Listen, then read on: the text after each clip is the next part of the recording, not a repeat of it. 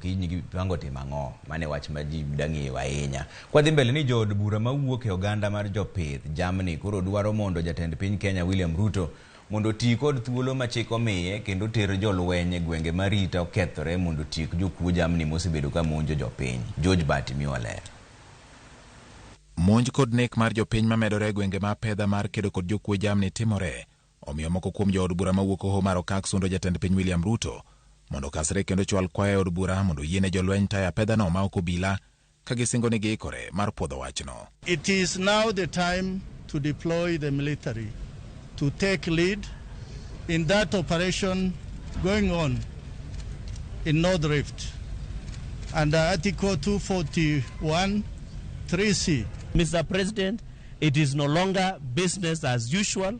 As Parliament, we are ready to pass that approval of allowing you to deploy military as soon as even tomorrow to allow those region schools to be reopened and the other region infrastructure and many other issues. Senator Mawasin Gishu Jackson Mandago to koro dwaro mondo maki kendo donjne josiasa ma ichich ni siro jomaundu mamonjo jopiny kendo lal kod jambgi. Any one of us who is found to be part and parcel of the process should be dealt with according to the law. There is no Kenyan citizen above the law in this country.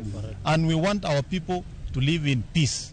Kwayo mar jood bura go biro e kinde ma jodolo kod jodak malo Suke kaunti ma Samburu ne obago ng'anyo kaluwore kod monj ma kinde ka kinde ma koro chunogi mondo mi gidar ka gisombo jambgi gi nyamburko ka gidhi e gwenge ma arita berie. Jana asubuhi ng'ombe yangu ilichukuliwa njao 2 na mbuzi 4, watoto ya mbuzi 4. Sasa nimesikia uchungu. Sasa mimi natorosha hii ng'ombe ambaye nimebakishiwa, natoroka naenda sehemu za Nyandarua.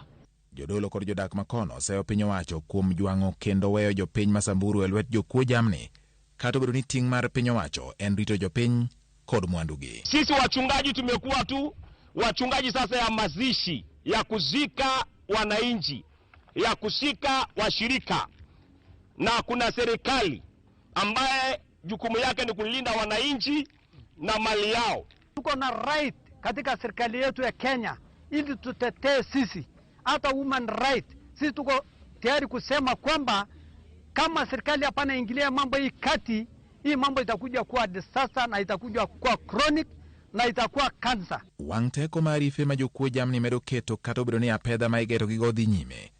Omiyo gendini ma odak nyandwat mar Hoho mar Okak medo dak kod luoro ka kwayo margi en ni mondo piny owacho keto kenge mong'ith mar resogi